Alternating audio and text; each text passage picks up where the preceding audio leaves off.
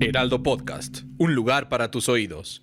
Como este va a ser un podcast complicado, como este va a ser un episodio complicado, y se van a tocar cosas profundas, y va a haber cosas emotivas, y va a haber cosas intelectualmente, pues, que nos van a ser retadoras, ¿por qué no empezamos con una frivolidad? ¿Por qué no empiezo por decirles a dónde no deben de ir a comer cuando vayan a escuchar a la Sinfónica de Chicago? La Sinfónica de Chicago es una gran orquesta, o sea, es de veras una de las... Heraldo Podcast, un lugar para tus oídos. Como este va a ser un podcast complicado, como este va a ser un episodio complicado, y se van a tocar cosas profundas, y va a haber cosas emotivas, y va a haber cosas intelectualmente, pues, que nos van a ser retadoras, ¿por qué no empezamos con una frivolidad? ¿Por qué no empiezo por decirles a dónde no deben de ir a comer cuando vayan a escuchar a la Sinfónica de Chicago? La Sinfónica de Chicago es una gran orquesta, o sea, es de veras una de las grandes orquestas del mundo, y está muy cerca de muchos buenos restaurantes. Para mi desgracia, está muy cerca del Smith Wollensky's más bonito del mundo. Smith Wollensky's es una cadena de steakhouses que tiene su origen en Nueva York en los años 70 y debe haber, no muchos, no es tan grande como The Palm, debe haber una decena regados en la Unión Americana. Son una cadena high-end, se come muy bien, se bebe muy bien, tienen grandes cortes de carne, tienen un cheesecake y un carrot cake verdaderamente espectaculares y hacen algunos de los mejores martinis del universo.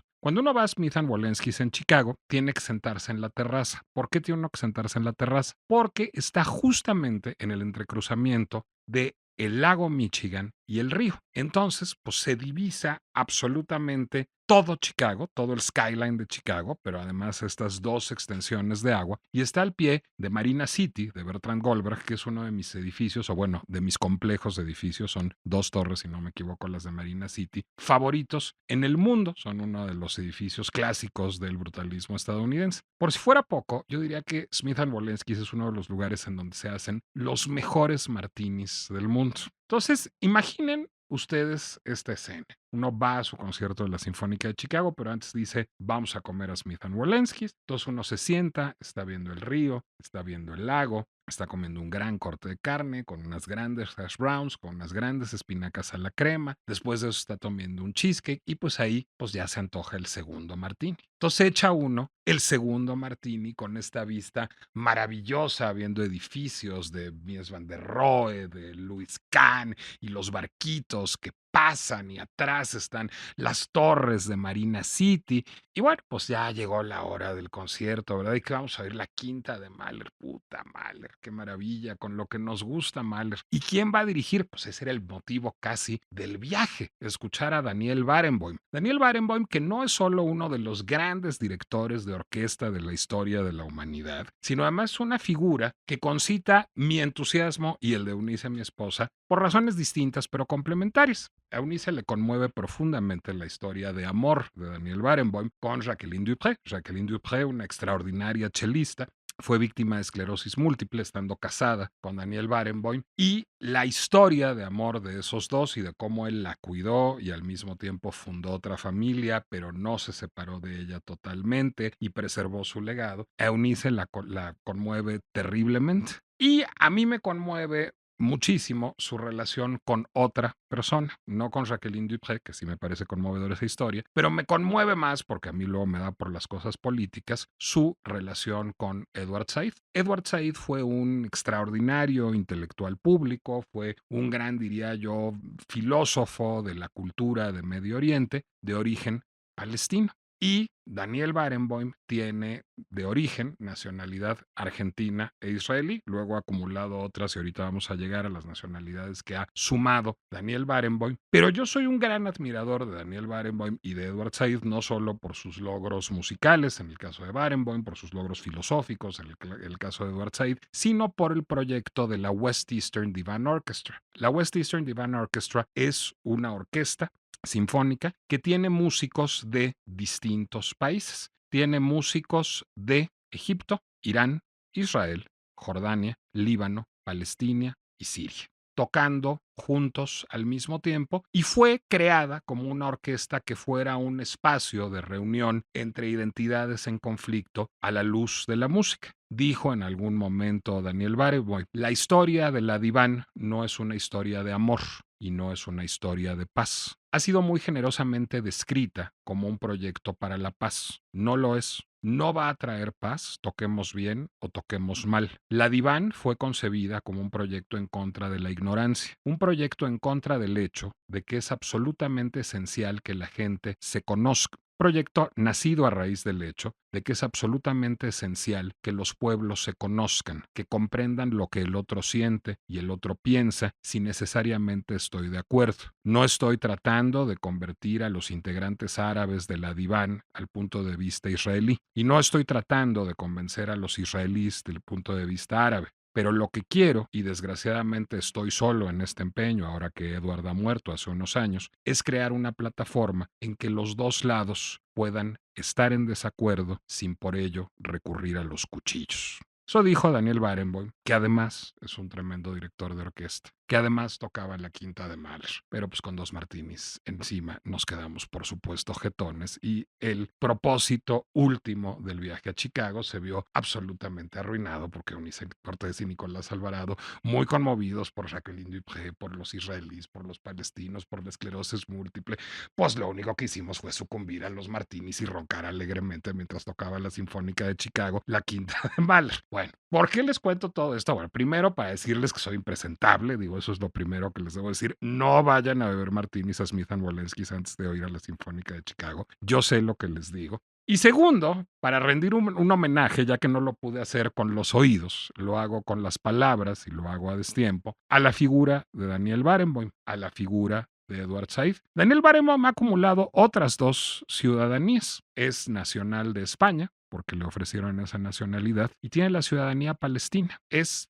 el primero, no sé si el único israelí que tiene la ciudadanía palestina que le ofrecieron. Y en algún momento se armó un escándalo en Israel y dijeron, le vamos a sacar la nacionalidad israelí, hasta que algún ministerio de educación inteligente, que seguramente no era del Likud, dijo, de ninguna manera ni siquiera está sujeto a discusión la nacionalidad israelí de Daniel Barenboim, que ha sido, digamos, yo diría, uno de los grandes promotores, yo no diría de la paz en Medio Oriente, diría que es uno de los grandes promotores de la discusión compleja en Medio Oriente, de la escucha en Medio Oriente, del entendimiento en Medio Oriente, que son propósitos mucho más pertinentes, mucho más realizables que la paz. Yo creo que el espíritu de Daniel Barenboim, pinchemente complejo, como el espíritu de Edward Said, como el espíritu de Amos Oz, son espíritus que nos hacen mucha falta en este momento en Israel y en la Franja de Gaza y en Cisjordania, sin duda, pero también en París, en Washington, en México, en Moscú, en Buenos Aires, porque finalmente todos estamos discutiendo lo que sucede en Medio Oriente y están en juego también nuestras propias identidades, tengamos un apellido de origen judío o de origen árabe o no, como es mi caso. Esa es la pinche complejidad de el radicalismo identitario que vivimos y de la necesidad de construir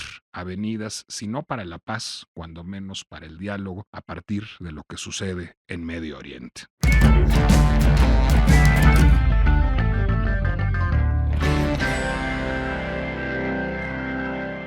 Soy Nicolás Alvarado, me da mucho gusto darles la bienvenida a un episodio más de La Pinche Complejidad, el podcast del Heraldo Podcast, en donde tomamos problemas de por sí complejos y luego los hacemos todavía más complejos, bombardeándolos con preguntas. Va a estar difícil que lo logremos con lo que está sucediendo en Medio Oriente, pero afortunadamente tenemos ayuda, y tenemos ayuda de alguien que hace un ejercicio radical de su identidad a partir de que estalló la guerra en Medio Oriente, a partir de la invasión terrorista de Hamás a territorio israelí, que, digamos, se ha tatuado una estrella de David, ha salido a reivindicar su identidad judía, pero que al mismo tiempo acaba de escribir un texto poderosamente conmovedor sobre su encuentro con mujeres árabes musulmanas que viven en Israel, y sobre todo aquello en lo que estuvieron de acuerdo, que no es poco, y sobre todo aquello en lo que estuvieron en desacuerdo. Y me interesó mucho platicar con nuestra invitada de hoy, porque es mi amiga, por supuesto, porque acaba de llegar de Israel, por supuesto, porque disfruto conversar con ella, pero también porque encomio mucho de lo que hace y estoy en desacuerdo con mucho de lo que hace. Y creo que es uno de los grandes puntos de partida para cualquier diálogo. Lástima que no lo recordemos con alguna frecuencia. Dina Chelminsky, ¿cómo te fue en Israel?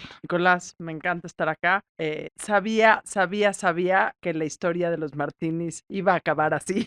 Son terribles esos Terribles martinis. los martinis. Crónica de una dormida anunciada. Sí, de un sacrilegio. Sí. Regresé de Israel hace 2 días, sigo jetlagueada, sigo muy conmovida. Es la segunda vez que voy a Israel desde el 7 de octubre, en 2, no momentos, pero en 2 funciones diferentes. Y la verdad es que sigo sin poder poner todo lo que siento en mi cabeza y en mi corazón en orden. ¿Tienes familia allá? Tengo familia ahí, tengo familia muy cercana ahí. La hermana de mi papá vive ahí, con 2 de sus 3 hijos que viven ahí. Tengo muchos amigos ahí, tengo hijos de amigos ahí y tengo ahí, o sea, no sé cómo explicarte, tengo ahí. ¿Tienes ahí, como todos los judíos tienen ahí? No sé, es una muy buena pregunta. Hay algo muy que he dicho muchas veces y que te lo he dicho a ti también, que para mí el 7 de octubre despertó un judaísmo que no sabía que yo tenía. Y no porque no soy judía, y no porque lo haya escondido, y no porque no haga Shabbat, y no porque no vaya a los templos cuando se tenía que ir al templo, etcétera. Pero esta conexión con mi identidad judía realmente nació el 7 de octubre a las 4 de la mañana, que empezó a explotar mi teléfono con notificaciones de lo que estaba pasando en Israel. No quiero menospreciar con nada de lo que voy a decir el enorme tema de la complejidad política que existe y el enorme dolor, terror y espanto que es la enorme tragedia humana que es haber ido a un país en guerra o a un país junto a un país en guerra, no sé cómo ponerlo, pero sí, definitivamente esta espiral de terror para todos desde el 7 de octubre sí ha despertado este interés mío en vincularme de una manera diferente con Israel. ¿Y por qué me tengo que vincular diferente con Israel? Porque es innegable que yo vivo en México, soy mexicana, me voy a quedar a vivir en México, pero es innegable que el efecto de antisemitismo que está teniendo este conflicto en todo el mundo, solo lo podemos entender si entendemos lo que está pasando ahí. ¿Solo de antisemitismo o también de islamofobia? Mira, sería muy difícil decirte yo qué es lo que está pasando en cuestión de islamofobia. Me queda claro que uno siente más lo que le pega a uno. Estadísticamente, y odio las estadísticas, porque un caso es suficiente. Estadísticamente, el crecimiento del antisemitismo es el crecimiento más abismal que ha habido desde el final de la Segunda Guerra Mundial. Crecimiento de islamofobia, también crecimiento de islamofobia, pero creo que no me gustaría decir que es diferente porque uno siempre piensa que lo del otro es diferente y no es cierto. Creo que el crecimiento de islamofobia tiene que ver más bien con un aprovechamiento del conflicto y de toda esta derecha que igual está en contra de cualquier persona musulmana y aprovecha cualquier conflicto para sacar a flor de piel todo este tema. El crecimiento en antisemitismo sí ha sido muy notorio, sí ha sido muy sentido por mí, sí ha sido muy sentido por mis hijos que en este momento viven porque estudian en Estados Unidos. Y pues si quiero entender lo que está pasando acá, tengo que entender también lo que está pasando ahí. Y ese ha sido el objetivo de ambos de mis viajes. Déjame compartírtelo desde el turista cultural que siempre he sido. Y diré desde el turista cultural que siempre he sido porque yo no soy ajeno a la cultura judía, no siendo mía, y no soy ajeno a la cultura árabe, no siendo mía, porque además no me preguntes por qué yo tengo particular proclividad por los judíos y por los árabes y por los alemanes, que es una cosa un poco loca. Yo alguna vez, alguna época de mi vida, trabajaba todos los días con un hijo de alemanes, una hija de libaneses y una hija de judíos y todos juntos editábamos una revista muy contentos y se ponía más divertido cuando hablábamos de política. Diré, bueno, teniendo esas proclividades, pues de vez en cuando la gente me hace gefilte fish o me hace quepe y yo lo agradezco con muchísima gula de entrada. Entonces, no diré que me son ajenas esas realidades culturales. Te voy a decir qué veo yo como el turista cultural que soy. Lo que veo de entrada es que en general, digamos, al mainstream cultural, y el mainstream cultural, por ejemplo, en México es de raíz católica, pero en Estados Unidos es de raíz protestante, le cuesta mucho trabajo el otro y busca estigmatizar y condenar al otro. Entre más extraño sea el otro, es más fácil estigmatizarlo. Creo que el mainstream cultural va haciendo alianzas parciales. iguales. Entonces, creo que el judío es el otro y el musulmán es el otro, digamos.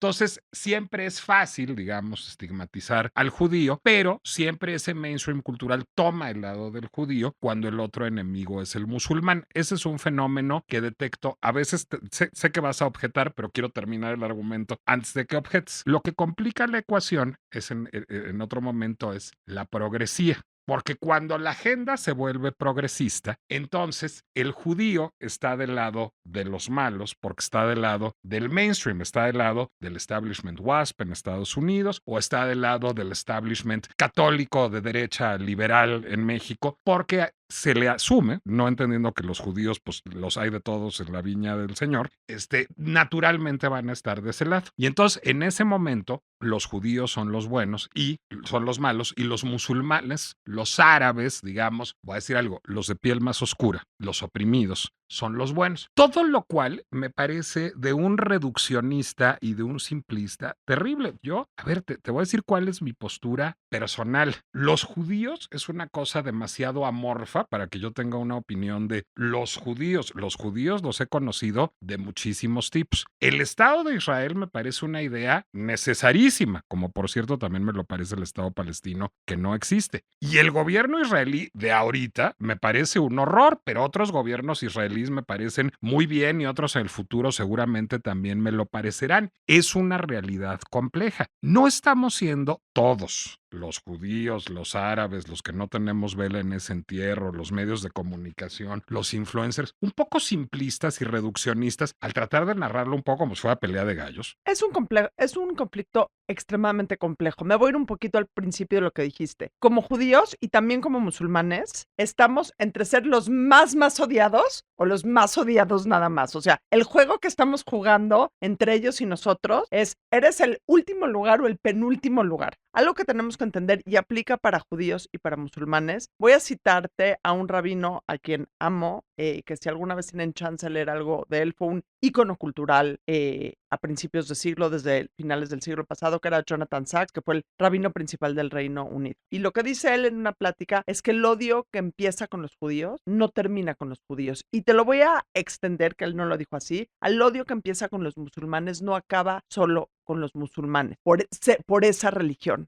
El odio que existe a los judíos es un odio que demuestra la intolerancia al otro. El judío es el otro por excelencia. El odio que existe al judío es la incapacidad de una sociedad de ser tolerante. Y la sociedad que odia al judío, odia al homosexual, odia al de piel más morena, odia al que no es parte de lo que es socialmente aceptado. Lo más irónico de todo este asunto, de esta diatriba que existe sobre las diferencias entre judíos y musulmanes, es que yo estoy segura que en el 1 a 1 podríamos llevarnos mucho mejor de lo que todo este merequetengue político ha hecho. A ver, bueno, Israel te lo dice un espectador privilegiado, se parecen mucho. Israel es un ejemplo de esta convivencia, aunque parezca completamente anatémico. Adentro de Israel, y voy a dejar ahorita a un lado los territorios disputados, ocupados, o como cada quien quiera decirle, que son Gaza y Cisjordania. Adentro de Israel, y lo que dicen Israel proper, que son las fronteras de 1948, viven el 20% de la población es musulmana. Incluso si quieres saquemos Jerusalén de la ecuación. En Tel Aviv, en Haifa. En Tel Aviv, en Haifa, el 20% de la población es musulmana. Y viven prácticamente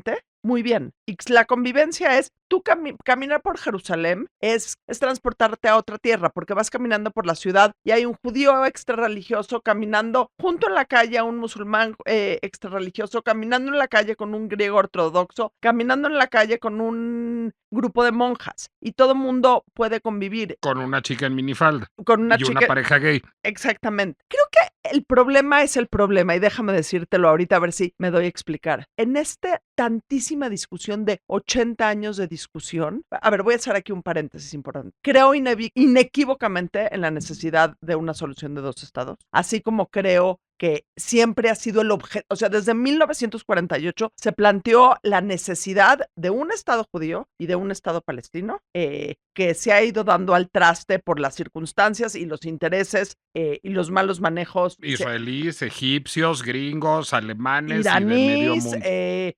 Libaneses, sí. Rusos. Y lo más irónico de todo es que a los que más han jodido son a los palestinos. Cuando ahorita estas hordas enardecidas de gente gritan liberen Palestina, claro que sí, liberen Palestina de Hamás. El peor verdugo del pueblo palestino es Hamás y los intereses que Hamás enarbola, que ha reprimido, ahogado a la población palestina, por lo menos en Gaza, desde el 2007, que son el partido político ¿Qué gobierno? que gobierna y que ha impedido el desarrollo de Gaza de una manera, lo ha frenado completamente. Ahorita que hablamos, te voy a poner un ejemplo, ahorita que hablamos tanto de este tema de la violencia sexual contra las mujeres israelíes el 7 de octubre, sí, claro que sí, pero yo no me puedo imaginar qué es vivir como mujer musulmana en Gaza bajo el dominio de Hamás. Asesinatos rituales, violaciones permitidas, asesinato de gente de la comunidad LGBTQ. Entonces, este tema es muchísimo más complejo, como lo dijiste tú, de lo que podemos explicar en un programa o en un comentario o incluso en una vida completa. Algo que tienen todos los que citaste a Amos Oz, citaste y te voy a aumentar a Daniel Barenboim, a Edward Said. Está David Grossman también. Todos ellos entienden la enorme complejidad que tiene este conflicto para entenderla. Y esa gente en ningún momento habla de extremismos, de vayan y maten a nadie y vayan y saquen a nadie de ningún... Es gente muy consciente de la complejidad del problema y de que adentro de toda la complejidad del problema hay seres humanos viviendo y sufriendo este problema. Déjame, Déjame nada más acabar. Termina. Ahora resulta que hay gente que vio 3 videos de TikTok, que leyó un artículo en un post de Instagram y que se sienten expertos inequívocos de lo que está pasando en la zona. Te voy a decir que de los dos lados se cuecen habas. Sí, yo te puedo contar una historia en donde los árabes son malos o los israelíes son malos con 3 videos de TikTok y un artículo. Es decir, del algoritmo, cual sea tu de los italianos, si hace falta. Cual sea tu algoritmo. Así es. Cual sea tu algoritmo. Y la realidad es completamente diferente. Pero déjame abusar de mi turismo cultural y de mi conocimiento de la cultura judía. Primero para recomendar un libro y luego para recurrir a 2 caricaturas de la cultura. Les recomiendo ver, es un gran libro que se llama Dear Zealots de Amos Oz, que me acabo de enterar que sí está traducido, que es un libro que tiene un gran ensayo sobre el conflicto en Medio Oriente, pero tiene otro gran ensayo sobre qué es ser judío, que es absolutamente brillante. Y uno de los rasgos que reivindica Amos Oz, y creo que tiene toda la razón y lo ejemplifica muy bien como un rasgo eminentemente judío, es la idea de cuestionarlo, complejizarlo y poner todo en tela de juicio todo el tiempo. Y bueno, pues si no, vayan y pregúntenle a Einstein o a Freud. Es decir, sí hay, digamos, un talento cultural de los judíos para complejizar las cosas y para cuestionar las cosas y para siempre estarle viendo el chanfle, el twist y lo que está off a las cosas. Ese rasgo yo creo que es muy útil y creo que es muy bueno. Voy a decir un rasgo del judaísmo que mi psicoanalista judío me acusaba de tener no siendo yo judío, que es el kvetching. El kvetching, para los que no estén familiarizados, bueno, a ver, no, si tengo una judía no voy a poner aquí a explicar qué es el kvetching. ¿Qué es el kvetching, Adina Chelminsky? Es como el chisme, pero el ronroneo. Pero quejique. Pero sí, tiene que ver con una quejumbrosidad sobre la realidad. A mí mi psicoanalista judío me decía, ¿está usted seguro de que no es judío? Porque usted se la pasa en el kvetching, que siempre está ejemplificado por mis amigos judíos con la onomatopeya oy. Bueno, ese es el kvetching. Yo creo, y lo veo incluso en ti, querida Dina, que muchos judíos en este momento están oscilando entre la complejización y el cuestionamiento de todo y la construcción de discusiones intelectuales muy complejas y el kvetching, o sea, el decir, hay una ola de antisemitismo, otra vez nos están jodiendo, otra vez nos están persiguiendo y además, como hay un argumento incontestable que es el holocausto, o sea, pues después de que una cultura ha vivido algo como el holocausto, pues si se sienten perseguidas, pues tienen con qué argumentarlo. Entonces, ni modo de decir, no, pues ¿cómo creen si lo que pasa es que hay una situación de guerra? Si es una cultura que ha sido víctima de persecución y que tiene con qué construir esa narrativa. No hace falta, digamos, decantarse más del lado del cuestionamiento y de la crítica y menos del kvetching y se la podemos revirar a los árabes encantado. No, de los árabes no te puedo hablar. Yo no sé si hacen kvetching, creo que no. Estás diciendo tú que que esta psique judío va entre el cuestionamiento y el kvetching. Te lo voy a cambiar un poquito. Hoy por hoy, creo que va entre el cuestionamiento y el dolor. Lo que nos está pasando ahorita es extremadamente doloroso. Quiero quitar, y algo que yo he dicho en los últimos meses, es que tenemos que quitar al holocausto de la ecuación y de lo que hablamos en este momento. Lo que pasó en el 7 de octubre es indefendible, no porque existió el holocausto. Sería indefendible haya existido el holocausto o no haya existido el holocausto. Y sería indefendible entre los japoneses y los chinos. La existencia del Estado de Israel, que fue una consecuencia, pero una manera de arreglar un poco lo que había pasado. Fue una reparación de daños. Fue hace 80 años. Fue una separación de dos estados en ese momento, legal en base a principios internacionales. Nos tenemos que dejar, incluso los judíos, y ahí estoy completamente de acuerdo contigo, tenemos que dejar de utilizar el holocausto como el Estado judío nació, o sea, Israel nació por el holocausto, ¿sí? Pero eso es algo de hace 80 años. Hoy tenemos que enfocarnos en lo que está pasando hoy, en la realidad de hoy. Y hoy creo que lo que la mayor parte de los judíos estamos debatiendo es entre enorme autocuestionamiento y el dolor. Ahora, ¿pero por qué autocuestionamiento? Porque la culpa es de Netanyahu, no es de los judíos. Los judíos están a toda madre en su mayoría. Netanyahu es un horror. Netanyahu es un horror, absolutamente de acuerdo. Creo que, a ver, y aquí voy a hacer un paréntesis. Cuando hablo de los judíos, no quiero generalizar, porque hay judíos flacos, gordos, que se cuestionan, que no se cuestionan, buenos, malos, ricos, pobres. Es como decir todos los católicos X, Y o Z o todos los musulmanes X, Y o Z. O sea, tratando de encontrar un fenotipo judío, si lo quieres ver así, de esa manera estoy hablando. Sí creo que una parte intrínseca de la religión, es el autocuestionamiento. Gran parte de los estudios que hacen los judíos no tienen que ver con leer la Biblia, tienen que ver con debatirla. Lo que leemos más allá de el Pentateuco y los libros de la Biblia son las explicaciones que uno y otro sabio o erudito han dado sobre las mismas lecturas. Y que están contrapuestas. Y uno discute uno y otro discute otro. Y sí es una manera muy, muy clara o para mí muy natural de ser judío. O sea, ven a casa de mis papás cualquier sábado en la comida. No, ¿por qué gefilte fish? Es el peor platillo. El peor platillo. Qué barbaridad. No tienes moral. No, ni lo digas en fuerte, en la calle. Sí hay un tema de autocuestionamiento y yo creo que todos los judíos estamos conscientes que el tema que hay hoy en Israel es necesario un debate mucho más profundo y mucho más autocrítico de todas las partes, que Netanyahu es un horror y su gobierno es un horror, que sí, pero si queremos lograr la paz, necesitamos, por lo menos yo hablando de mí, ser muchísimo más autocríticos para entender toda la complejidad de la situación. Es que, a ver, ahí te voy justamente y me voy a ir directamente contigo y con otros. Las mujeres violadas por Hamás a partir del 7 de octubre, eso está muy mal y hay que denunciarlo, tienes toda la razón. Al mismo tiempo, hay comida que no está llegando en Gaza y están muriendo civiles en Gaza. Al mismo tiempo, eso no es un genocidio, porque la intención del ejército israelí no es genocida porque no quieren exterminar a un pueblo, quieren acotar a una organización terrorista con más daño colateral del que debería haber. Es decir, todo es mucho más complejo, pero si solo decimos el genocidio, las mujeres violadas, solo estamos viendo un pedacito. No es que no sea importante, pero lo que pasa es que a la hora de resolver el conflicto, y ahí viene el problema, suelten a los rehenes, pues claro, pero es que si ellos sueltan a los rehenes, pues entonces la correlación de fuerzas cambia y entonces Israel los puede invadir porque es lo único que tienen que negociar. Pero entonces, cese al fuego, no, pues si yo hago un cese al fuego multilateral y estos tienen a los rehenes, espero que sí hayan jugado los que tienen estas posturas de estratego cuando eran chiquitos. O sea, y si lo ven, se me acaba, pues. Te voy a decir cuál es la diferencia del estratego. Las guerras, Nicolás, son una mierda. Las guerras las pierden todos. Nadie va a ganar esta guerra. Una vez que empiezas una guerra, no hay manera de controlar lo que pasa. La gente que está viendo las noticias piensa que la guerra es como Hollywood, en donde empezaron a pelear una guerra y puedes cambiar el ángulo de la cámara y puedes controlar a los actores. En el momento que empiezas una guerra, se pierde el control, o sea, por más estrategia que tengas y comandantes que tengas, no sé cómo se hagan las guerras, pero pierdes el control del resultado de la situación. Y aquí voy a, sin menospreciar absolutamente la complejidad de todo, voy a decir una grosería.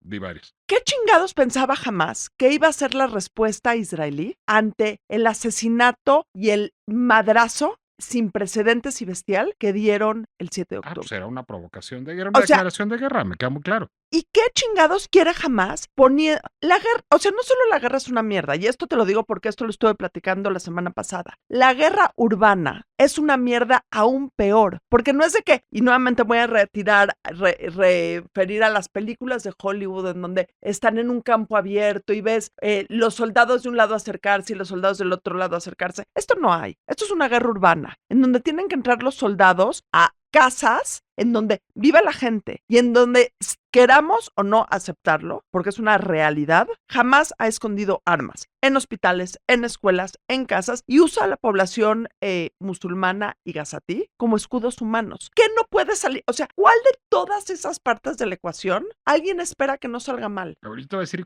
cuál quitaría, pero es muy fácil siendo un turista cultural desde la Ciudad de México. No, y es muy fácil también siendo una mujer judía que vive, que de aquí se va a ir a su casa a quitarse los zapatos y a meterse a la tina. Es tantito menos fácil que mi posición. Pero sigue siendo bastante cómodo. Es bastante cómodo, estoy de acuerdo. A ver, Chatham House Rules, porque además se dijo en esa reunión en la que estuvimos tú y yo estuvimos en una reunión con personas en la que lo que se dijo ahí se quedó ahí, pero yo voy a citar lo que dije yo, que no estoy violando la Chatham House Rule. Yo dije que lo que le pasó a Israel es que perdió, digamos, el papel del bueno en la narrativa, que lo tuvo los primeros días. Es decir, los primeros días, la narrativa global era, dura más de 3 días, era esta organización terrorista Malos de Malolandia, llegó, secuestró, mató, violó, solidaridad con Israel. Esa era la narrativa global súper bien manejada. Evidentemente, pues uno no vive de narrativa y había que tener una reacción militar. Pero ha sido tan malo el manejo de la narrativa de Israel y me imagino, no cayéndome bien Netanyahu, no le envidio nada su posición. Es decir, pues tiene que negociar internamente con todos los partidos, con la derecha, con la izquierda, con el Congreso, con otros liderazgos. No está padre ser presidente de un país en guerra, eso lo entiendo perfectamente. Pero el centrar la narrativa en los derechos humanos, que fue lo que dije yo en esa reunión, ayudaría. Creo que ha sido mi insistencia desde ese momento. Nadie me hace caso en ningún lado, pero yo le insisto con mucho entusiasmo y creo que algunos más también, porque en el momento en que son las mujeres judías, los civiles palestinos, todo dice, no, pues este está militando de este lado, está viendo para su santo de fútbol. Y es partido de fútbol y se acabó. En el momento en que nos preocupan los derechos humanos, es decir, las violadas donde sea, los matados donde sea, los que no tienen comida donde sea. Alguien, por supuesto era pro-palestino, me decía, pero los números, no son los números, no son, o sea, si son 2 violadas no es más grave que si es una violada y si es uno que no come no es menos grave que 2 que no comen. ¿En qué cabeza está que ahora estamos, y nada más voy a interrumpirte, en esa, en ese reunión en donde estuvimos y tú dijiste eso, yo dije que la persona más brillante que habló y la participación más brillante fue la tuya y te lo dije después. Eso fue muy generoso de tu parte. Tiene que estar no solo centrado en derechos humanos, tiene que estar centrado en la humanidad que compartimos todos y en estas fuerzas del mal, porque sí creo que hay un mal y sí creo que dentro del mal hay diversos grados de mal. Tenemos que recordar un poco esa humanidad compartida que tenemos. Hay algo muy bonito de tus crónicas de viaje a Israel ahora, que ahorita ni siquiera vamos a decir porque va a estar en la liga del podcast, en el abstract, en la liga para que puedan leer las crónicas de Adina en Israel. Pero algo que es muy hermoso es tu retrato de los civiles. De los civiles todos, de los civiles judíos, de los civiles árabes, de los civiles hombres, mujeres, taxistas. Es decir, lo que dibujas en efecto es un escenario, voy a sonar cursilísimo, es como a Raúl Velasco, pero pues es un escenario como de gente buena, que está un poco hasta la madre de lo que está sucediendo. ¿Cómo se vio? O sea, ¿cómo llegaste a ver unas mujeres árabes? Porque eso no lo, o sea, ¿de dónde llega uno? Soy una señora judía mexicana, quiero aquí venir a platicar con unas señoras árabes en Israel. O sea, ¿cómo le hace uno? Cuando esta vez que me fui a Israel, me fui en parte de vacaciones porque quería ver a mi familia y en parte porque quería ver realmente qué estaba pasando y hablar con una diversidad de gente. Hablé con soldados, hablé con ex soldados, hablé con secuestrados que soltaron personalmente, hablé con gente con con familiares de secuestrados, hablé con gente que estuvo en el kibutz y que quemaron su casa y que veían, o sea, y que vieron todo después por las cámaras de video. Y esas eran como que entrevistas o pláticas que ya tenía planeado. Y si creo yo que Dios existe, porque soy judía, pero tengo mis dudas sobre la existencia de Dios. Un par de días antes de ir, me habló una persona que conozco, que supo que me iba a ir a Israel y me dijo, conozco una persona judía que hace trabajo social en las comunidades musulmanas y árabes de Israel. ¿Te interesa su número? Órale, órale. Llegué a Israel, le escribí, hola, ¿cómo estás? Oye, ¿qué posibilidad hay de ir a una aldea musulmana, a una ciudad musulmana a visitar? Me dijo, ¿te irías? Le dije, pues sí, agarro un chofer y voy. Me dijo, sí, órale, estas mujeres de Baca Algarabía, que fue la ciudad musulmana que fui, dicen que se sientan contigo a platicar. Y así, contraté un chofer, musulmán también. Y les dijeron, es una señora judía mexicana que Sí, trabaja claro. en medios de comunicación. No, sabían que era judía y digo, está un poquito difícil no saber que soy judía. Digo, para los que no están viendo esto, tengo una estrella de David tatuada en la mano. Sí, sabían que era judía y sabían que era mexicana. Y me recibieron. ¿Y que escribes? No. Sabían que hacía yo algo en medios de comunicación. Ok. Pero ¿quieres que te diga algo? Ni siquiera me preguntaron mucho. Ni me preguntaron si iba yo a publicar algo de ellas. Ni me preguntaron dónde escribía. Ni me preguntaron cuántos followers tengo, cuántos views tengo. El objetivo de la plática realmente fue sentarnos a platicar. Que me explicaran ellas. Trabajan en un centro comunitario en la ciudad, en donde dan servicios sociales o de apoyo social de muchos sentidos a niños, a gente de la tercera edad, a gente con discapacidad, y definitivamente su trabajo sea mega complicado después de la guerra, porque aparte Baca Algarabía es metafóricamente, y esto salió de pura Es casualidad. como un barrio, como un distrito. No, es una ciudad. Es una ciudad. Ciudad, 30,000 habitantes, 100% árabe, más no completamente musulmana, porque aumentale la complejidad de que hay árabes católicos. Claro. Entonces, mayoritariamente musulmana, pero no completamente, que tiene una cosa tan metafórica. Está en medio de la frontera y del muro con Cisjordania y de una de las principales carreteras israelíes. O sea, está en medio del muro y de la carretera número 6. Y está ahí esa ciudad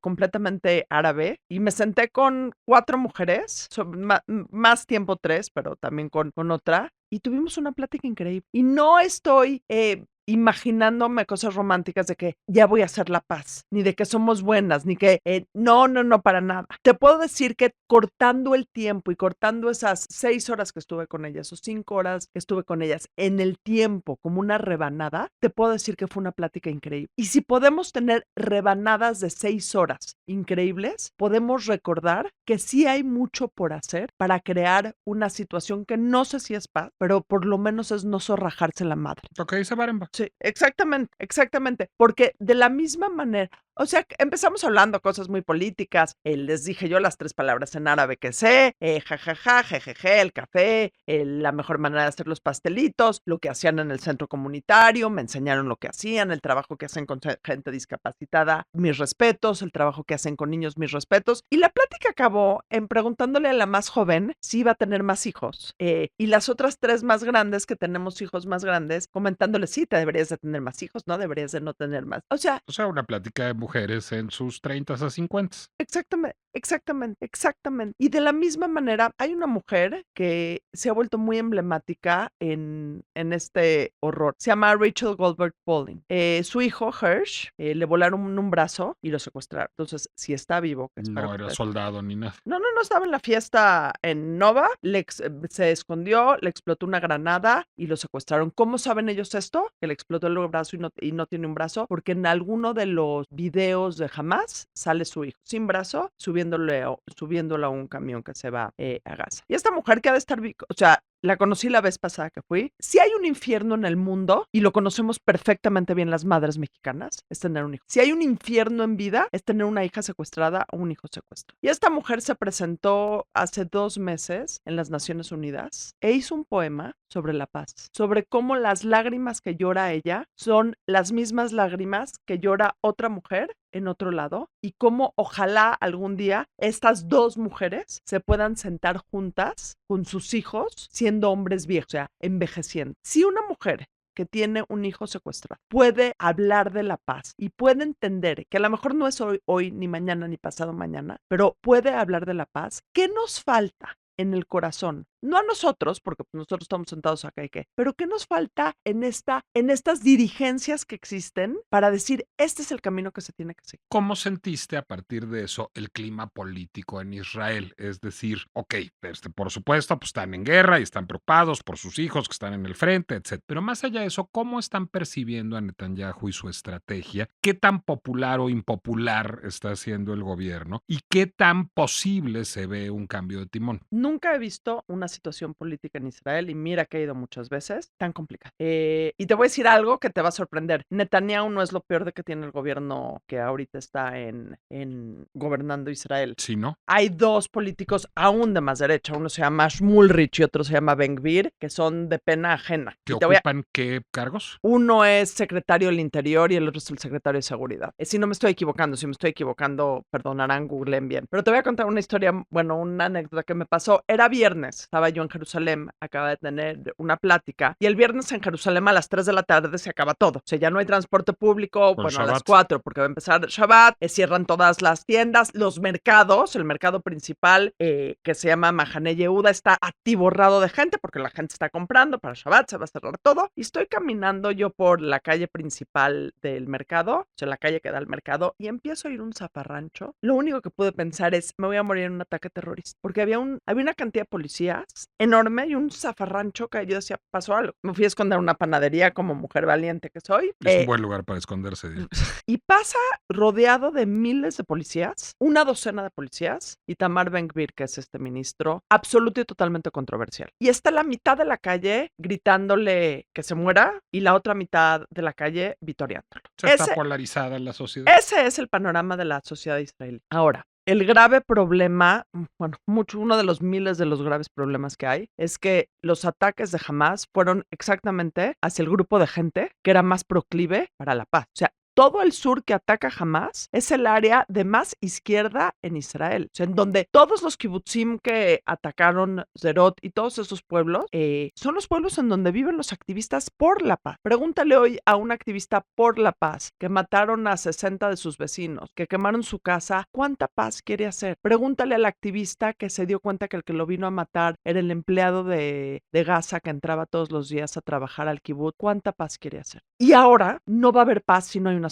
solución política. ¿Qué podemos hacer los ciudadanos? Y no te pregunto los israelíes o los palestinos que la tienen más complicada, sino pues Adina, señora de la Ciudad de México, y Nicolás, que ni judío es, pero pues tiene tantos amigos judíos árabes. O sea, ¿qué nos toca hacer de manera más o menos responsable y constructiva? Creo que lo que tenemos que hacer todos, y me incluyo, es dejar el mame de pensar que esta es una situación sencilla y dejarnos de agarrar y de polarizar en lo que los judíos llamamos la diáspora, que es todo lo que no es Israel, que son todos los países del mundo. Judíos, católicos, musulmanes, cristianos, agnósticos, shintoístas. Habrá shintoístas en México. Cualquier persona, dejar de pensar que esto es un problema sencillo y entender la complejidad, porque en el momento que entendemos a la complejidad y ve a la humanidad, por lo menos nos vamos a dejar de estar partiendo la cara aquí. Y ahora, esa solución es una solución que si me hubieras invitado a un programa para hablar de política, hubiera sido la mismita solución. Ve cuán irónico es que lo mismo que podemos hacer hoy, porque ni tenemos nosotros el control de la situación en Israel, ni tenemos el control de la situación en Sudán, ni tenemos el control de la situación en Ucrania, ni tenemos control de la situación en México, salvo por ir a votar, pero en muchas cosas no, es dejar de pensar en estas soluciones, que fue lo primero que dijiste tú de la complejidad que existe en esto, en estas soluciones de esquina, los buenos, los malos. Sí hay algunos que son unos hijos de la chingada, pero fuera de eso, la mayor parte del mundo está hecho de los seres humanos. Te voy a decir algo además que es preocupante, y es, pues las guerras son asuntos de políticos. ¿Cómo se va a resolver cuando se alineen los intereses para que sea rentable para alguien en Israel y alguien en Palestina y alguien en Estados Unidos probablemente? Es decir, cuando alguien lo pueda cobrar como victoria política, que esa es una de las cosas. Y además cuando veas las barbas de tu rabino y de tu imam arder por las tuyas a remojar, pues eso tiene mucho que ver también con los problemas de México o de cualquier país. Te voy a decir, también creo que hay actores en todo esto que no son racionales y que el día que tengas algo que ganar, que me queda claro que no es solo dinero, que es alguna palomita que pongan en tu boleta de calificación que quién sabe quién lleva. Hay actores no racionales. Irán es un actor no racional. Jamás es un actor no racional. Y te voy a decir aquí algo que probablemente sea muy controversial para que la gente cree el tema. El otro gran enemigo de Israel es Hezbollah, está en Líbano. Hezbollah, con todo lo jodidos que son y con todo lo que puedo yo decir mal porque están en contra de Israel, por lo menos hay un tema mucho más de racionalidad. Por lo menos cuidan más a sus ciudadanos. Por lo menos pero en el momento que haya actores no racionales, el decir tienen algo que ganar, la gente no racional nunca tiene nada que ganar. Creo que esa es una extraordinaria conclusión, Adina Chelminsky. ¿Dónde podemos leerte? ¿Dónde podemos oírte? Me pueden...